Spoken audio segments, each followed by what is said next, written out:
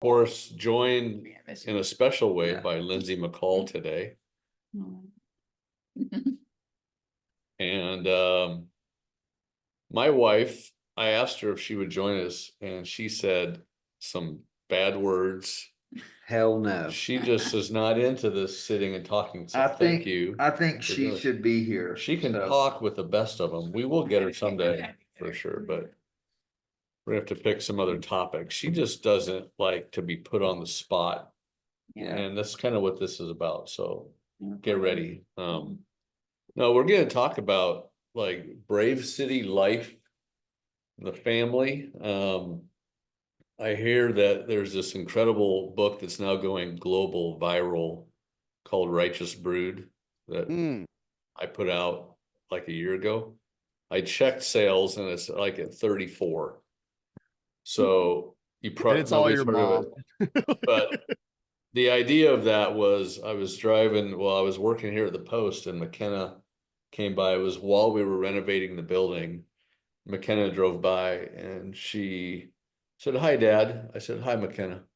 And she said, "This is crazy. We're in this town together and we just see each other all the time."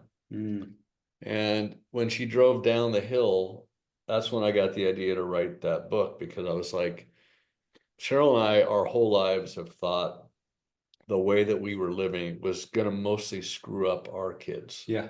We never provided any youth groups for them, any age-related Bible studies.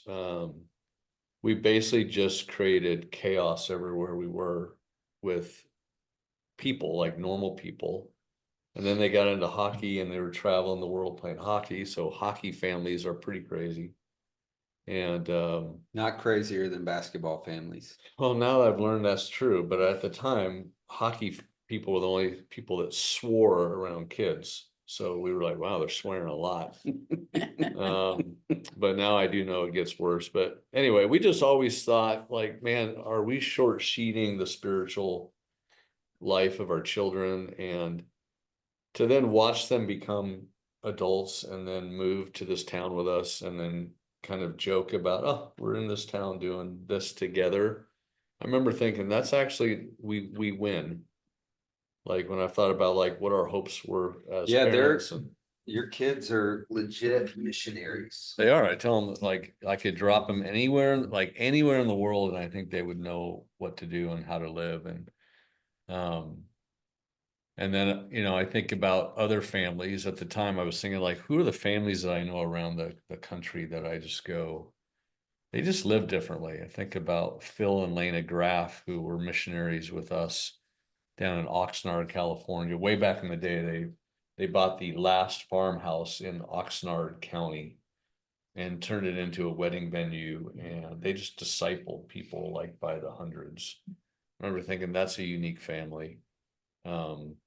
When I met you guys in Birmingham, I remember thinking, oh, that's another one of these very unique families. Now to see you guys move up here and be with us, only confirm like, oh, these are crazy people that they just have a different perspective on like what the job of being a parent is and the type of story that you want to tell. But I would say the same thing now watching your kids. Jude's now just entering high school. And I remember right when you guys moved up here, you didn't even like him. Like you were like, that's the one I like the least. And like Jude's turning into like an amazing missionary. Like he just and the way I frame it is that he intuitively is now feeling himself through the mission and what to do. And I would assume all of your kids are going to pick up that same weird intuitive sense of what it means to follow God in the world. So the Righteous Brood ideology was that we're not just here to protect and provide, but to develop and deploy, even to the point of death. Yeah. Like if our kids would someday be willing to die for Jesus and his works, as much as there are times where I didn't want that, like now I'd be okay if the kids gave themselves over. And I know you guys have the same kind of sense. These very unique families I've run across that tend to change entire cities. They tend to have that same like, no, we're in it. So I just thought we should talk about this because it's probably the single most asked question I get when people go, okay, so you live on mission like this, but what do you do with the kids? Mhm. So that seems to be like, and I always now I've learned what they're always asking is how do we live an incredible life and not have anything bad happen? And we have to tell them, no, that's like part of it. So we're just going to riff off family. I want to ask like a guiding question to you guys. Because technically you've put your kids at risk many times. You let people that live off the streets just become a part of your family and live in your house. That generally doesn't go great for families. You've taken in a lot of kids from the neighborhood. We used to do that. That didn't always go great. Especially if my daughter wanted to date one of them or something like that, so give me your overall perspective when you thought about should we take the safe route versus the route where you literally let your kids do the mission with you, even as little tinies, have you guys talked like here's our philosophy of family, or has it just been more you've just done it? Go ahead. Well, I think what makes this an intriguing conversation for some people is your perspective. I mean, I have tons of thoughts. We talk about them every week, but Hugh and I have found in a lot of our travels that, there is a tendency for the man. I don't know if it will be included in this podcast, but right before we kind of launched into this conversation, we were talking about the warlike man, like the drive in us to fight and to fight against evil or to solve problems, to inject ourselves into chaos and see if we can help create order. Even last episode we talked about like life as a storm chaser. Yeah. Like and I've talked to people about you guys and I go, oh, they just go looking for it. Well, I think that typically the female position and nature as a nurturer is you're not necessarily a storm chaser. You are you're just a warrior. You're just you bring peace everywhere you go. You bring authenticity. But men and women typically do have a different drive. It's how those two drives can connect. And when there's like this, when you got this one part of the family, let's say the husband who's just fight all the time, let's just go. And then the wife might just want peace and security and stability. That can be a recipe for disaster. And so, number one, I think you could just talk about our journey in that, or yours, because you kind of did marry a wild man.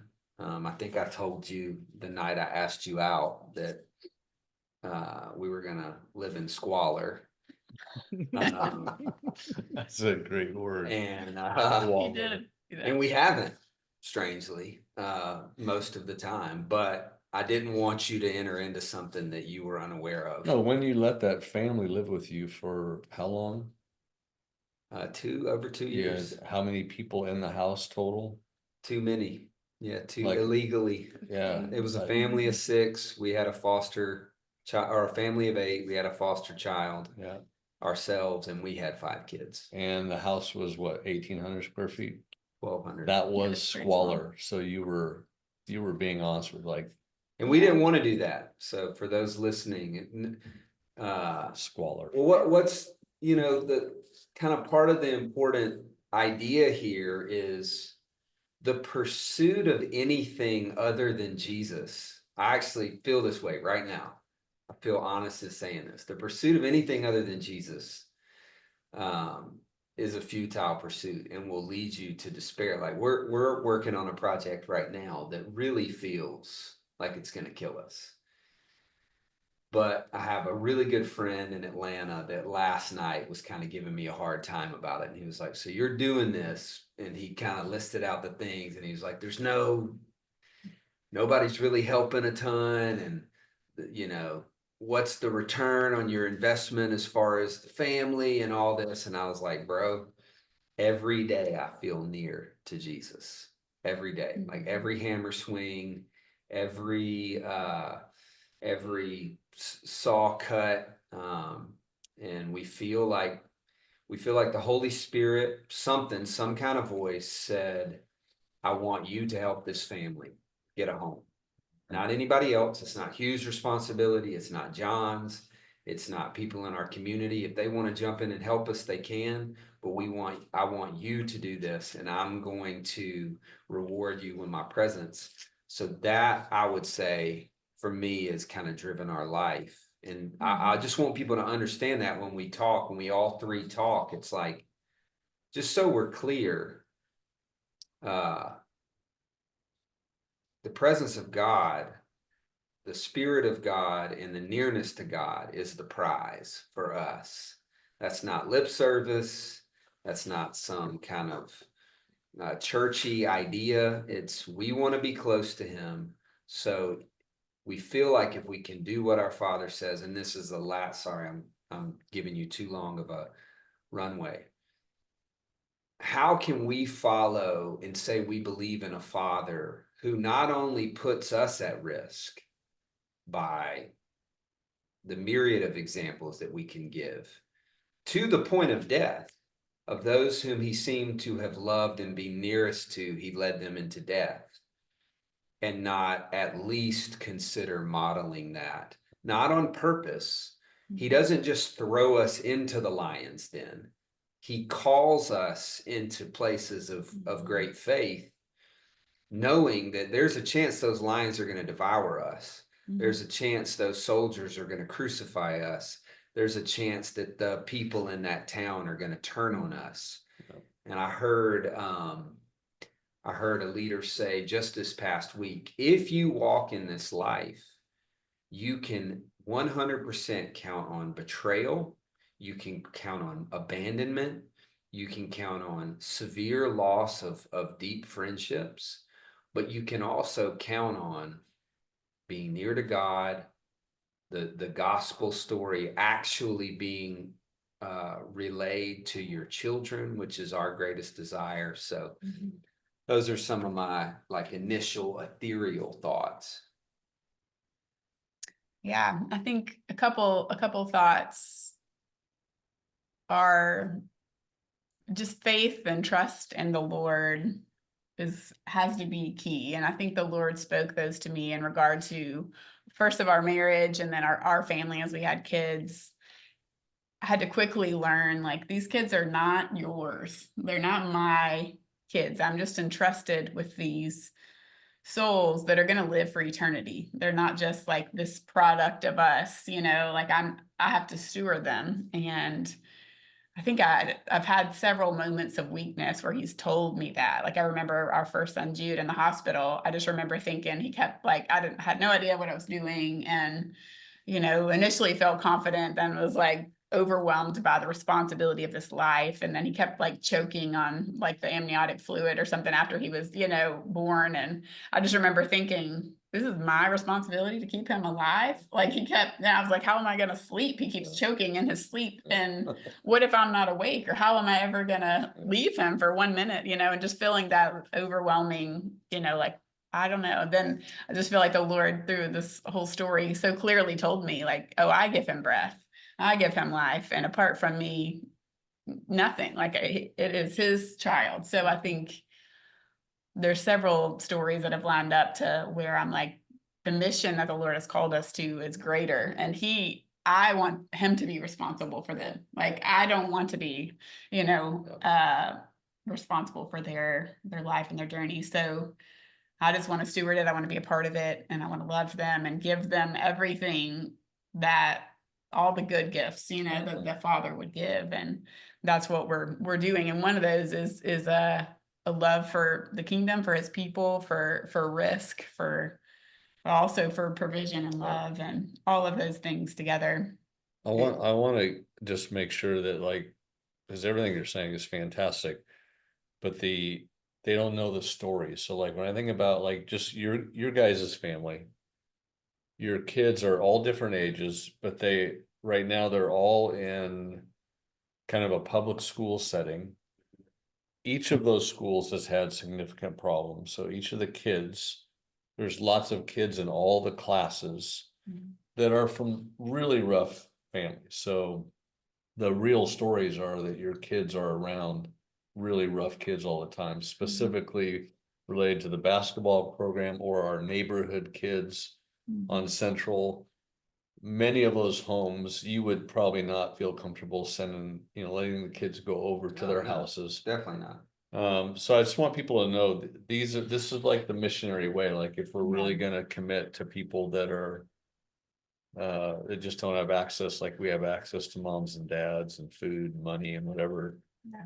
These are the real stories that are, when we say we're putting our kids at risk, this is what we're talking about. Yeah, I mean, the missionary way is, palms up, hands open. God, what do you want us to do now? And it always seems to work out really well, and that so far. But I will say this, like, cause you guys let me in on it and I watch it.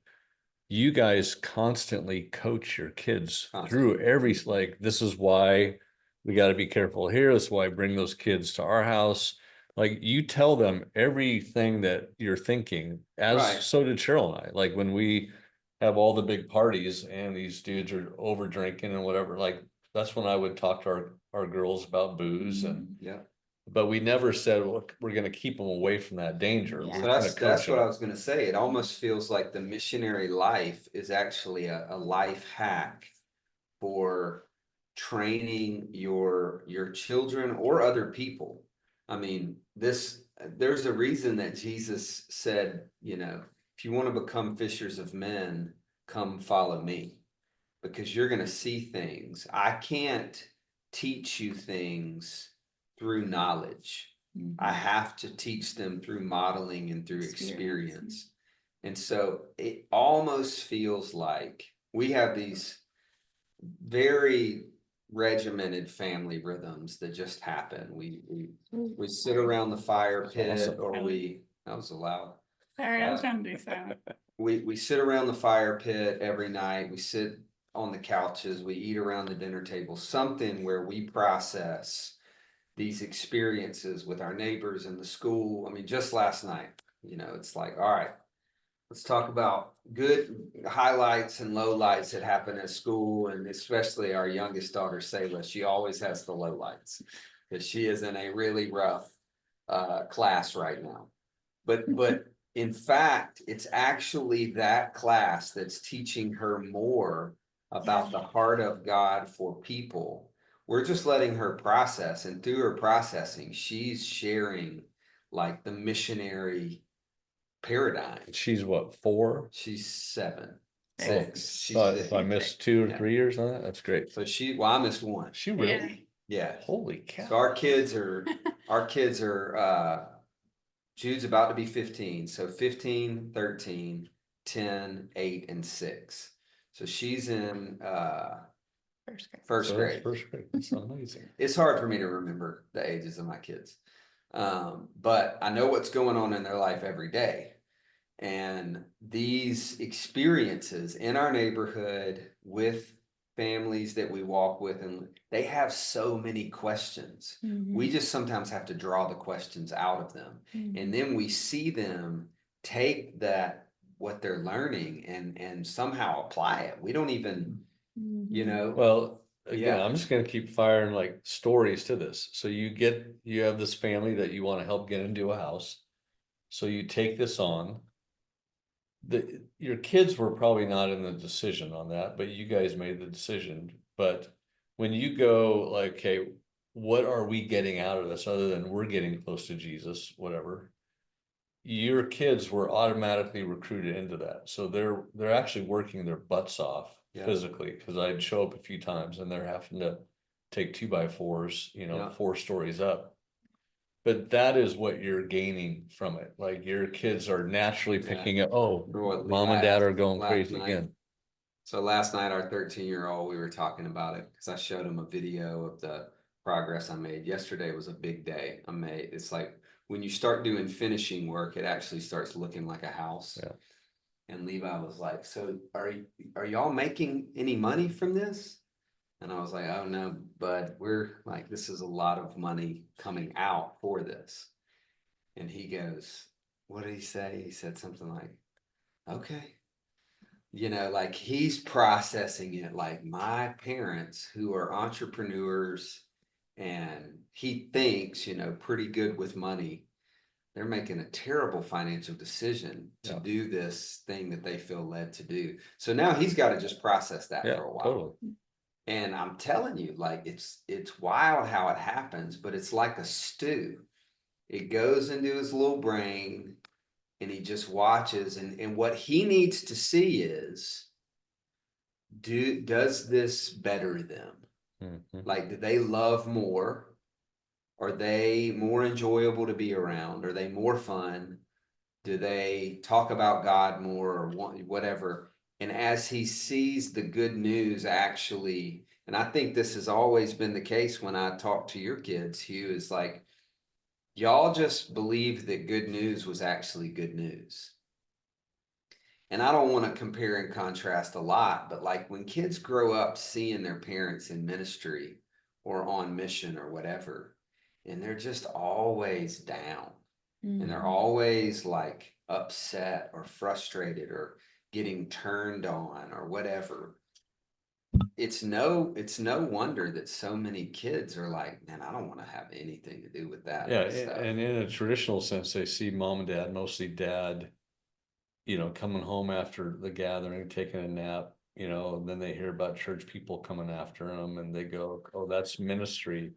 That's not nearly the story that we're trying to paint. Like they're all hard. You get bit at in any, but what I'm saying is that this is different when you're actually physically living a life with people.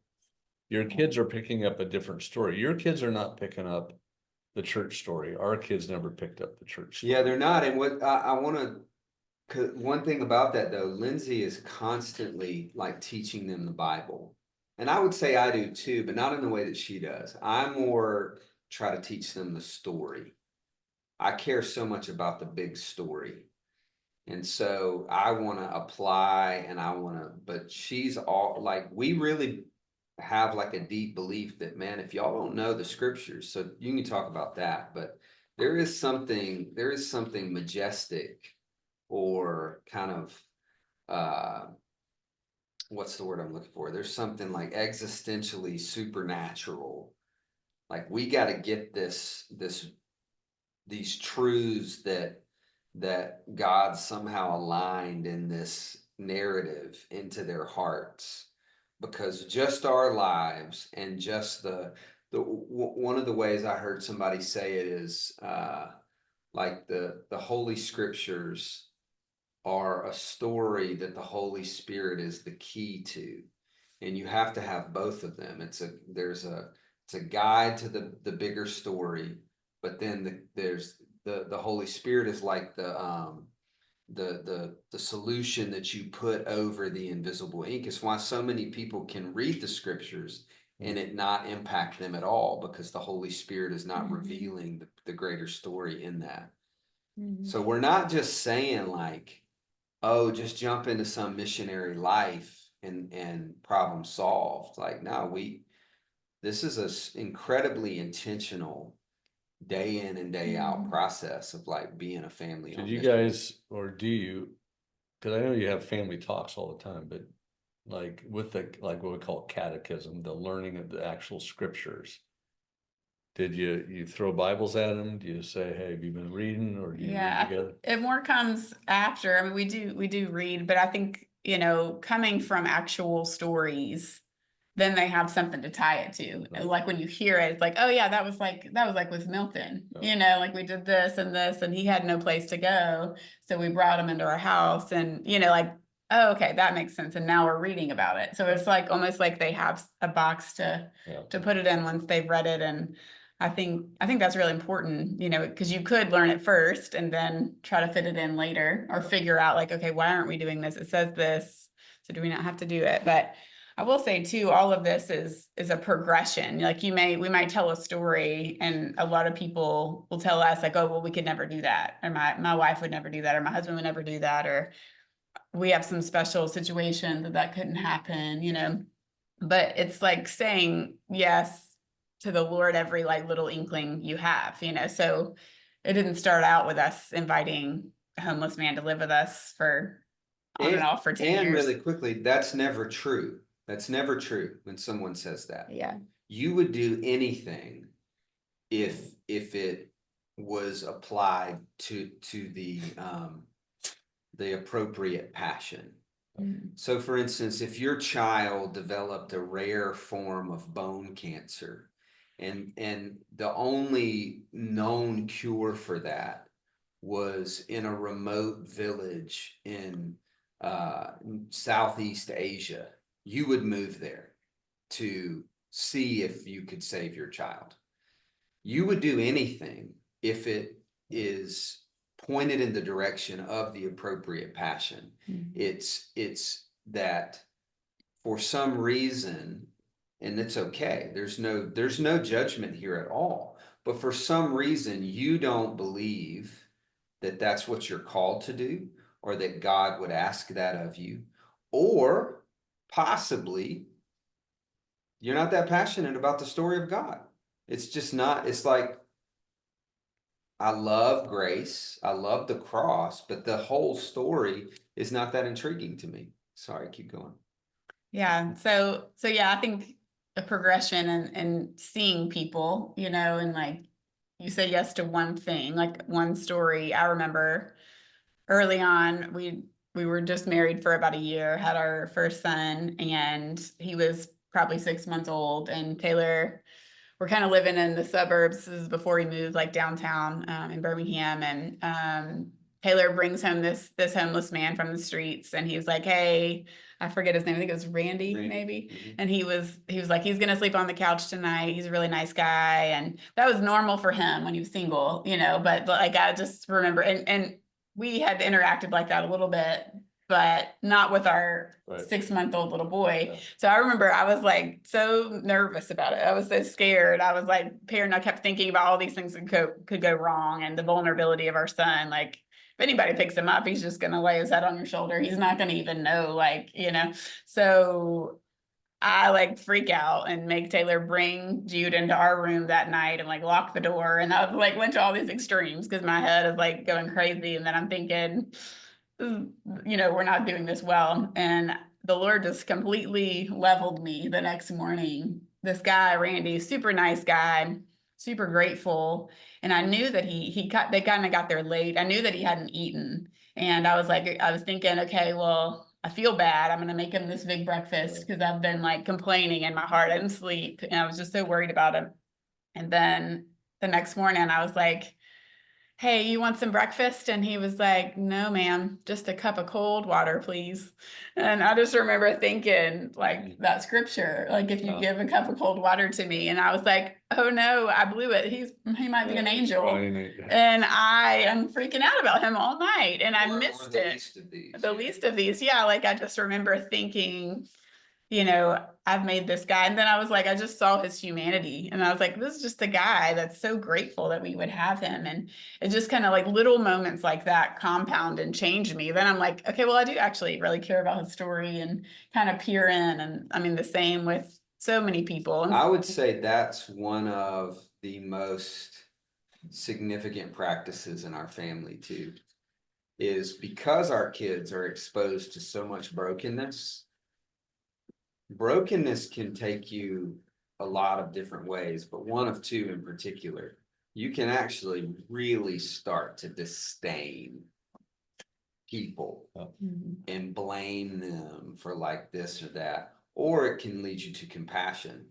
And so I would say one of the most primary practices we have is like that practice of understanding how humanity can be broken, Mhm. how Yeah. generational curses and generational sin and generational decisions can like totally take apart someone's humanity and Yeah. to push them towards compassion. Like we even intentionally watch certain movies, great movies, like popular movies, to highlight, like, look at what certain decisions can do to a third and fourth generation.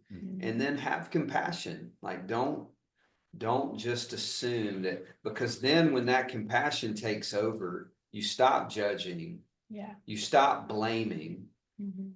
you still deal with the frustration. Hugh and John we can all talk about how frustrated we get with a lot of the people that we walk with. But ultimately it's like, man, compassion takes over, and it creates this catalytic moment for you to say, I got to do something. And it's such a reward too. I mean, I think there's definitely, like it says in the scriptures, like he who waters will himself be watered, so it's such a rewarding thing. I mean, Milton, our, friend that was on the streets and lived with us on and off for 10 years, like he is genuinely like one of my greatest friends. Like he's back home with his family now, but I mean, we still talk every day. And although it was hard and we had our ups and downs with him, I mean, he's like one of the greatest treasures to me. So I think it's like, it's not just like, oh, I'm helping him, even though that was the case several times, pushing his wheelchair up a hill or something crazy. But I think ultimately it was a gift to me. And I realize that now, like I didn't save him or do a lot, but he brought so much to our family, and our family thinks in light of him all the time. Like, what would Milton be able to do? Or, what would his options be? You should stop on that, because you just said a phrase that I think is discipleship. They think in light of him. So the stuff that you've allowed your family to experience, it changes the actual way that they process things mentally. They'll process everything now. So you give them the software and it's all gonna, to me, that's what true discipleship is with our kids. And I know there's parents listening going, well, I still don't know if we want to take that risk, but I always go, you're short sheeting the story of your own children if you don't allow them to actually think in light of something differently. So they've got to see something different. The rhythms that you guys naturally have, same exact rhythms. We just said we're gonna have an open house all the time, open table. Open house meaning you're renovating houses for the sake of other people. You guys just threw in a bunch of money in your backyard. That was for the sake of the neighborhood type of thing. We would rip out rooms and stick I-beams in because we want to make sure we get 40 people in the space. So always the families that seem to actually create little missionaries, they got an open home, they got an open table. So they teach their kids to eat with anybody. And that's the key. We always talked about having an open book. So like I tried family devotions and we just got big family fights every time. So we stopped family devotions because Allie would disagree with something that McKenna or me said. And then so it would end up in swearing even in 5th grade. And Cheryl would go, oh, that was great. We should do that more often. Like maybe Great once every leadership 10 here. years. Yeah. Or she'd say that, hey, great spiritual leadership, Dad. But we learned to bring the scriptures into an actual thing. This So conversation. we said, now it's Authentic, open. Now they want to find out. Mm-hmm. And then we said open road. So expose your kids. The exposure might be Which the by best. the way, that's something to note and maybe to write down is there is an element where I think it's worth arguing that Bible studies are just lazy. It's just laziness. The scriptures, what I would feel like Jesus would teach us is let them be so rich and alive in you that they just come out in the natural, in what you're doing and saying. And I don't mean the scriptures as in love is patient, love is kind. Like, I think that's a misconception personally of the Holy Scriptures as a whole anyways. If you were to ask any one of our 5 kids, I would say at least 3 of them, maybe even 4 of them, what is the thing that regarding the Bible that your dad talks about the most? They would say he talks about fall in love with the story. So I think every letter, every book, every story is a narrative within the great story. And so if that story is in you, then you just walk and go and do, and the scriptures come out in those. Yeah. And you go, that this reminds me of this story when Paul was in Ephesus and he was writing to the people there. This is what he said. Isn't that cool? Because that kind of is like what's happening here. Yep. And then the reason I say Bible studies feel lazy sometimes is because it feels like you don't know them. You don't have them in you, so you just sit down to kind of exegete a sentence or a phrase or a so-called chapter or verse, which isn't even a real thing in the story of God. It's more just the story. So that's just a challenge, is like to even move past that into let it be in kind of the Brave City rhythm, which is so much of what we want to see happen in communities everywhere, is let the story of God be so deep and vibrant in you that it just kind of comes out, as maybe especially with your kids. That's why I wanted to pick up on, like, I don't want parents ever going like, okay, here's some, how did Taylor and Lindsey disciple their kids? I wanted them to pick up more on the spirit of what you want to see happen. The passage I was thinking from the moment we got started was, and maybe we can just riff off this a little bit, but this is the passage about John the Baptist being the greatest, basically, human that was ever born, except for Jesus. And so it's for John came neither eating or drinking, and they said he is a demon. The Son of Man came eating and drinking, and they say he's a glutton and a drunkard, a friend of tax collectors and sinners. So we oftentimes use that passage to just go, hey, Jesus was different, even better than John, who was the best human, apparently. And then this last thing, nobody ever brings up, but it says, but wisdom is proved right by her offspring. So they were looking at how people lived. Well, John does this, and we're still going to make fun of him, and Jesus lived like this. And so they called him, in a negative sense, a friend of tax collectors and sinners. But I think the writer was going, no, but wisdom is proved right by the offspring that you get from the way that you live. And I hope people are picking up more on, we all make 1,000 mistakes, and there's even stories in all of our lives in our family where we went, we pushed too far, or that was maybe too much for the kids, or, but at the end of the day, the story of your family will have won over the standard suburban family that just prayed before meals and unloaded the kids to the youth group and then went back to their normal life and just added a little bit of Jesus. I just think there's so much more benefit when you go, no, we're all in, like as a family, we're all in. And that doesn't mean the kids won't go dark. In our family, Allie had a rough 3 years during her teenage years. But I put Allie up against any missionary anywhere in the world right now. Like over time, There's no guarantee, and that's not the point though. I think I still think the silver bullet for this is to be courageous and willing enough to say to an invisible God that half the time we don't even know is real. Lynn seems to always know is real, but I know you and I don't believe in God 3 days a week. Totally. And to say to that God that we doubt, we're just going to go where we think you say, would you lead us? So there's that. And then there's one other, this is more for both of you, but don't you think some of this has to do with, John, you're welcome to jump in too, but don't you think that some of this has to do with like, what do you want for your kids? Yeah. Because I can think of people very close to me right now that would say, I really just want my kids to be safe, successful, stable, mature adults. And I would go in a totally loving way. then you've received your reward in full. Like, you got it. I just think from early on, we were like, we want our kids to be wild, like chasing after Mhm. the presence of God and chasing after storms. And Now, like when you said that, I was just thinking, okay, what do I really want for my kids and now the grandkids?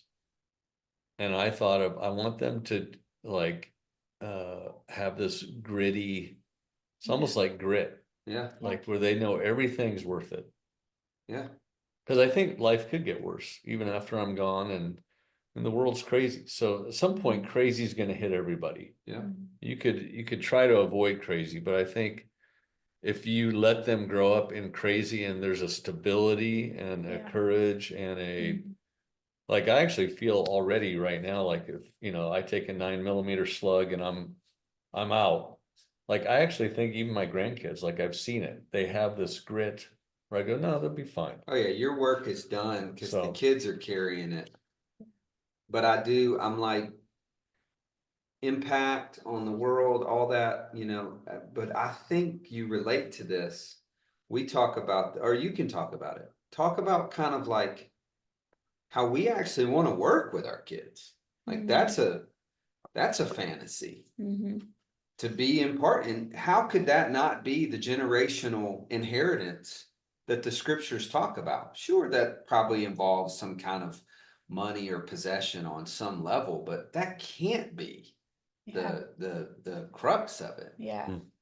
Yeah, we're always inspired by even the Native American culture, how they have like the grandparents and, they're all together, they're all working together, they all have different roles. Like, this one, look to them for wisdom. These people are working, these people are doing, and there's this unit. I mean, I definitely see that in you guys, especially like just working together in one unit. put hand flapped butter on my toast this morning that my daughter made by From your milking cow. a cow.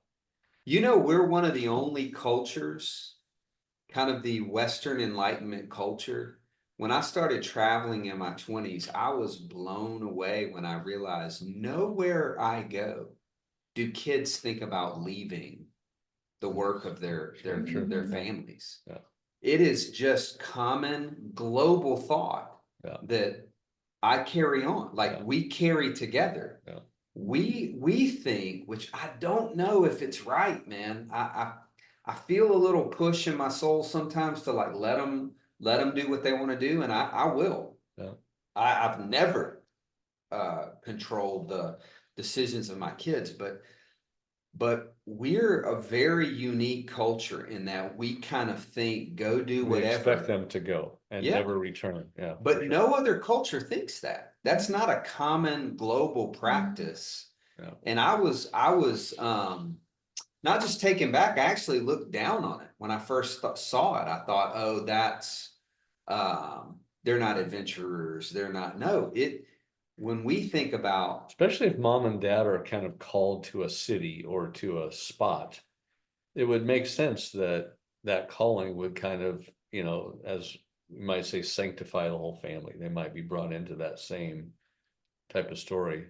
Hopefully that is something that we see emerge out of missionary families is they mostly stick around and they all work in that city together. some kind of covenant that is carried on, and it can't just be it's carried on in I attend church. Yeah, I'm Lutheran because my mom and dad were Lutheran. And I try to do the same morning devotional that my mom did.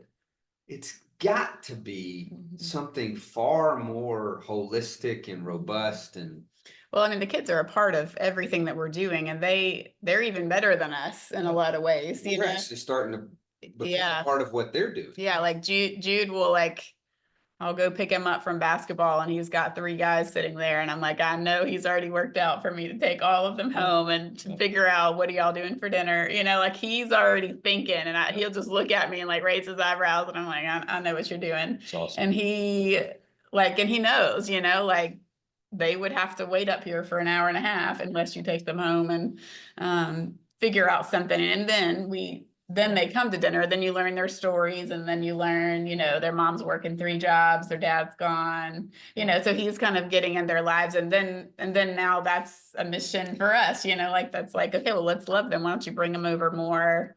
What are they Well, doing we for we Thanksgiving? also, through kind of the leading of God or wisdom in us, we realized after 11 years, we had to set some boundaries. Sure. Because Yeah. one day we realized we had one family dinner in 11 years without people there with us. Mhm.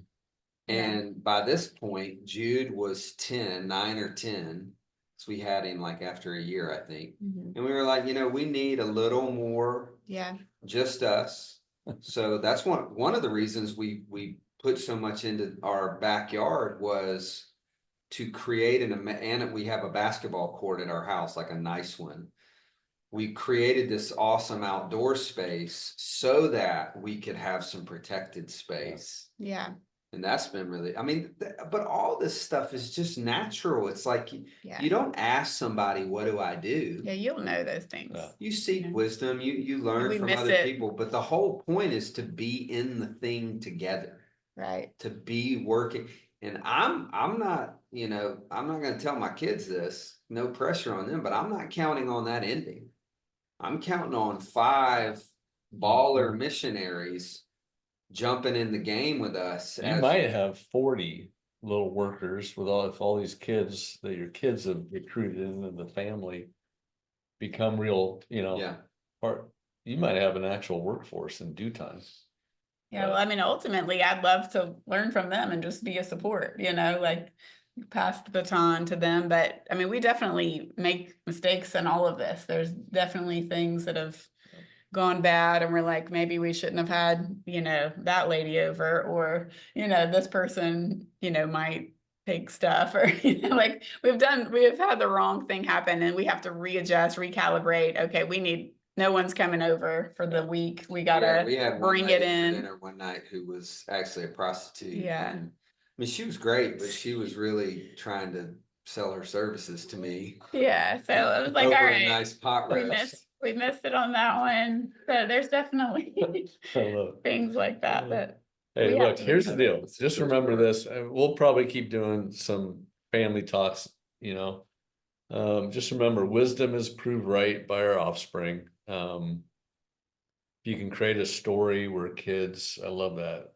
think in light of what they've been experiencing. If you don't create something where they can think in light of that, that might mean, and if you think, well, we're going to church, we're doing Bible, like, can they think in light of that? Is that a big enough thing for them? My guess is it won't be. And so, I think what all of us have to grapple with is really the extent to which we're following Jesus personally as big people.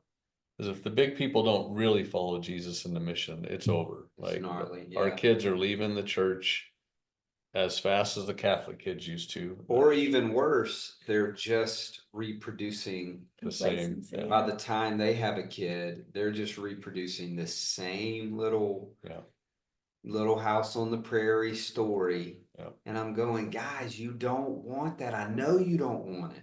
We'll I have know. that one day. Like, what you want is just like the safety and security of the kingdom, and that's coming. And the Lord, He gives us that. Like, we don't give ourselves that. Like, anything can happen at any moment, like we've seen that in the news. It's not just, these forgotten areas of the city that danger happens. Like, it could happen anywhere, so we have to entrust Him to keep us safe and provide and give security. And what we all want is that final rest and security, but it's not time yet. There's a mission here, and He will provide little glimpses of that, but we will have that one day. Cheers. I think that's so insightful, that last thing you said about like that desire for safety and security, but it's like ultimate. It's like off in the distance. And as you guys have been talking through this, you've hit on kind of the alternative. Like, I mean, even statements like we want our kids to be wild, like what comes to mind, and I mean, this is probably familiar to lots of folks, but like I think of like, in contrast to wild, let's say animals, like you have like animals domesticated or in a zoo. which actually, if they found themselves in the wild, would be Would dead not. in like 20 minutes Yeah. because they've never been given the tools, the grit, the thing. Like it's like this implication in all of these things. But I wanted to, before we wrap, I do have a question. I've known some families that have raised their kids in very similar contexts, some with a lot of kids here in Tampa. And I know that many of them over the years, especially when they were a lot younger, there's been like accusation from outside of the community, outside of the context, but like maybe it's extended family, um, partners, supporters, whatever, who, and I'm just curious if you guys have had this experience where people will say like, this is wrong of you. This is irresponsible of you.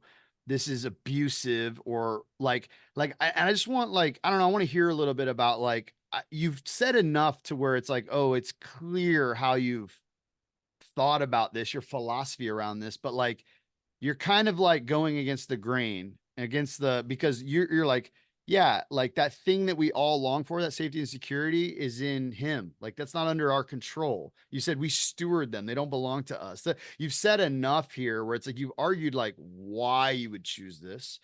But I am curious because I imagine most of the culture throughout even just cultural Christianity, let alone the rest of like middle-class values, how they have tried to rebuke these choices. Yeah. I'm just Yeah. curious, like how much of that you all have. Well, I mean, I would say that there's a lot of nuance to that question. Number one, if you're doing something to prove something, which I've seen, to try to earn some kind of missionary status, you're in a lot of trouble. Because now you're building something on your own shoulders, and our shoulders aren't strong enough. And I've been in that state before. So that needs to be really clear. Like there is no responsibility or pressure. God doesn't need us. I kind of fundamentally believe that. He's not like, oh no, what am I going to do if John and Taylor and Lindsey don't stay on mission? I don't know how I'm gonna fulfill my plan. What we believe Jesus has invited us into is the best life, the most exciting. I think our kids,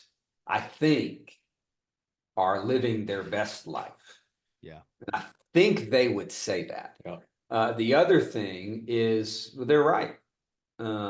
If you look at this life through a lens of empire, what Jesus did. So Jesus said, Jerusalem, Jerusalem, how often I've longed to gather you like a mother hen would her chicks. Something like that. Did I say that right? That is very indicative of I'm their father. Like I am a mother father figure to them. Okay. So we could at least apply some sort of fatherly love and nurture and protection that Jesus had over his people. Then what he did was incredibly wrong. Yeah. It was abusive. Yeah, It was sold them to the wolves. Sold them to the wolves, called them to death. Yeah. As far as we know, according to most historical references, every one of them were either killed, or the one who went through the worst was the one who wasn't killed, John. They tried to kill him multiple times. It seems like he was exiled at some point, like left alone. Paul left alone, in prison, beheaded. For sure, abusive. Like I think any normal kind of psychological, what's the word? Evaluation of Jesus would be, for the ones you loved the most, you were wrong, you were abusive, and you were lackluster in your, guidance of them. And I don't think that's hyperbole. So do I want my kids to be crucified upside down? Hell no. I don't want them to be, I don't want a hair on their head harmed ever. And I will actually do everything I can to keep them from unnecessary pain at all costs. And we do that. There could be a great Q&A around this conversation. And I think people would be a little surprised. Like Hugh, our family, we go to certain measures to go, you ain't gonna hurt my kid. Like you're not, here's one example. We almost never let our kids spend the night at their friends' houses, but they can all come to our house, which is sometimes an awful experience for Lindsey and I when we want to go to sleep. My point is I'm not gonna try to prove myself as a dad, because I believe what Hugh is saying is right. Wisdom is proved through their offspring. People can look at our kids and go, look, you made a huge mistake. But what I would say to those people in conclusion is I would go, that's not your call, man. Yep. It's just not. It's not your call to tell you. What you have to do is observe the outcome. And for the families that are, you won't be able to observe it probably for a while. Yeah, I mean, that's why there's a body of work that's really more important. So you got to decide what's the body of work that we're going to put before our kids. We don't even know if all of our kids, I mean, we just don't know, but we're banking on the body of work winning the day. And even if our kids go off, we believe that the body of work will bring them back. Yeah. Type of thing. I feel like that's another conversation in and of itself. But you have any like closing thoughts on what John said?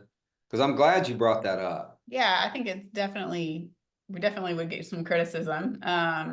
But I feel like it's always affirming to me. I mean, I remember when my kids were little, I always loved them being wild within safety. But I remember at the park, they'd be always climbing like on top of the playground, like on top of the slide instead of like in the slide. And I'd have some mom tap me and she'd be like, do you see your son? And I'd be like, I see him. Yeah. Isn't that so fun? Like I would just let her know I want him to be wild, what I mean? And she's like, well, that's going to make my son want to do it. And I'm like, okay, do you like that? Like I always try to push against any narrative of like taming, but I always going to protect him. Like it's what do we feel called to do? And sometimes we protect them incognito. Like one of the things our two older boys has gotten into recently is they ride their bikes all over town. Like yesterday, they went to pass Mavis. Yeah, in our town, that's maybe the most dangerous thing. Yeah. So we want to let them do that, but I got them lights for their bike if they're out past dusk, and we'll track them on our phone. They'll track Jude's phone, and we'll kind of follow them. Like if we're home or something and it's, we'll just go and like check, and they don't know we're doing this because we want them to be courageous, adventurous. We want them to be able to make decisions in the midst of imminent danger, which is the streets of Alton. But no, we do feel, John, sometimes like we got to go overboard with people to help them understand that we're not irresponsible with our kids. But then I feel like a hesitation to go, man, you don't have to prove this to anybody. Like wisdom will be proved. And for the people who make those accusations, I would just say shame on them, man. Not towards us, but towards anyone who is trying to make an impact in the world, regardless of their motivations. Let's say they're driven by some kind of guilt.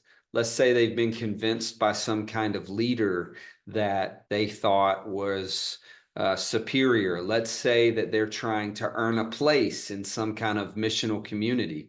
Regardless of their motives, shame on people for casting those aspersions on families that are actually trying to make an impact in the world, maybe misstepping here and there. That's sad to see, and I don't give much credence to it, man. And ultimately, go ahead. I was going to say, ultimately, we stand, we all will stand before the Lord on what did we do with what he gave us, and if he entrusted us with these kids, we're thinking about them all day, praying for them all day. So, if there's everyone has different circumstances. If our child had severe special needs, like, no, I wouldn't do that. I would totally change it, so it's case by case, and there's so you can't just label it and say, this is what your family should do. This is just how we have felt Yeah. led to steward our lives and, Yeah. Well, why I'm really glad I asked that, because I feel like there was like, what this served as you guys shared your story, is this beautiful invitation into living in the wild in a way. And I mean, I think the wild comment's really helpful, because like, yeah, it's like, I picture like, a family of animals in a zoo who get fed every day and had a habitat created for them and can like lounge in the pool with no predators around, shaking their finger at the lions on the plains, right? Who are hunting for their food and going with their kids or whatever, in that context. But because I know that that's like just in people, I wanted to address it. But like some of the things that you all said through this, and we'll just close out here. But like even the idea that Bible studies are lazy. This is like a comment, and I'm like, we're not just, this isn't Sunday school teaching these stories. What you pointed to, Lindsey, you said like, oh, that's like Milton. Like they have concrete examples. Like, is it better for us to like keep them locked away and safe, all nerfed up and away from everything? Or is it better for them to see their parents actually follow Jesus and model themselves after parents who live in the wild, learn to live in the wild? And Taylor, something you said is like, all of this is natural when you were talking about like building the backyard or setting, you're like, all of this is natural. And it just made me think of like instinct, right? Like what's being baked into them is like an instinct to live in the wild, so that when they go take their bike wherever and you're not around, like, like, yeah, they're built for the world. They're built for the wild. They have that grit. They could take it on the chin, which is why, like, at the very beginning, you're like, these kids are like, one of you referenced the others kids as like legit missionaries, or you pit them against any missionary, and I just think like, well done. And then beyond the scope of just like you're raising your children, is just all of this is such a good, so I don't have children, but as I'm listening, I'm like, this is also helpful, even just around any discipleship question of like, you're like, it's like a stew. They're going to be reflecting on that and processing that observation for a long time. Oh, you're making this bad financial decision for this family or whatever. And, anyway, I'm really glad we did this. Hopefully we could do a handful more of these, because I feel like this is there's so much to abstract out of this conversation. Yeah, I feel like this might be the kind of seminal podcast for us to open it up to a Q&A from other families one day. To just go, okay, you heard everything we said, Bible studies are lazy. Yeah, like we threw it. Yeah, like let's have the focus on the family. If you Live don't cast, understand why we said that, we need to go into depth about Great quote by the McCall family that I've used a lot is, I remember you guys said one time, families that laugh together tend to do better than families that just pray together. And we got to talk about that sometime. So we'll just leave that as a teaser. All right. All right. Hey, thank you. It's awesome. Peace.